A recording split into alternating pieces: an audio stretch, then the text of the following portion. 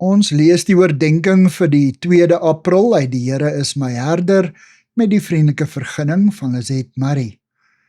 Die opskrif vir vandag se oordenking is God is vreugde. Ons teksvers kom uit 1 Kronieke 16 vers 27. Majesteit en luister straal van hom uit, krag en vreugde vul die plek waar hy is.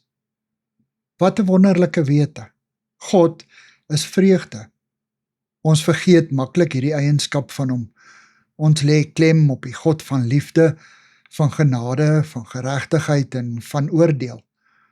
Ons is so dikwels geneig om teen sy almag en majesteit vas te kyk, dat ons vergeet dat hy ook die bron van ons vreugde is. God het ons na sy beeld geskep. Hy is die oorsprong van ligtheid en lag en lof en vrolikheid. Ons spontane vreugde-uitroepe by die aanskoue van iets moois kom van hom. Ons diepste geluk is in God geleë. Ons mag nie toelaat dat ons omstandighede dit uitdoof nie. Vreugde is nie dieselfde as geluk nie. Geluk is gewoonlik die gevolg van iets wat jy ervaar. Dis 'n kortstondige, vlietende emosie. Vreugde kom van binne, uit die hart. Die Griekse woord chara is die stamwoord vir joy en die Engelse woord grace is afgelei van die Griekse charis. Dus is grace en joy familie, genade en vreugde. Waar die een is die ander. Vreugde kom spontaan wanneer ons van God se genade bewus word.